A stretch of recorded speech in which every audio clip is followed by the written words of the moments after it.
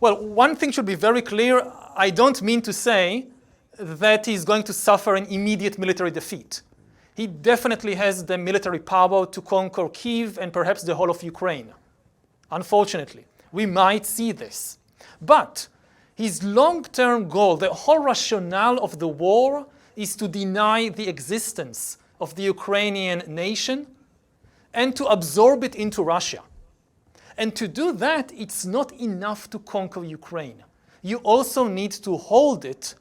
And it's all based on this fantasy, on this gamble, that most of the population in Ukraine would agree to this, would even welcome this.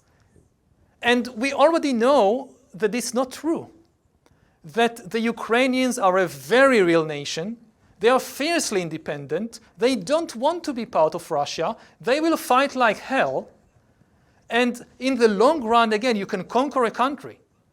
But as the Russians learned in Afghanistan, as the Americans learned also in Afghanistan, also in Iraq, it's much harder to hold a country. And again, the big question mark before the war was always this. Before the war started, many things were already known. Everybody knew that the Russian army is much stronger than the Ukrainian army. Everybody knew that NATO will not send armed forces into Ukraine, troops into Ukraine.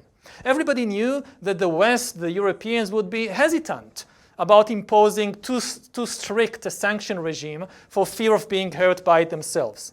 And this was the basis for Putin's war plan. But there was one big unknown. Nobody could say for sure how the Ukrainian people would react. And there was always the option that maybe Putin's fantasy would come true. Maybe the Russians will march in, Zelensky would flee, maybe the Ukrainian army would just capitulate and the population would not do much. This was always an option. And now we know this was just fantasy. Now we know that the Ukrainians are fighting, they will fight, and this derails the whole rationale of Putin's war.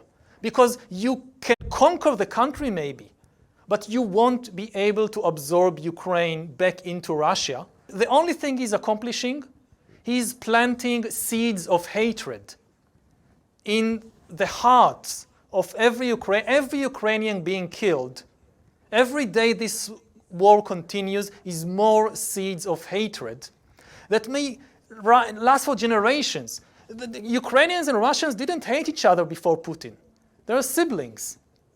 Now he's making them enemies. And if he continues, this will be his legacy.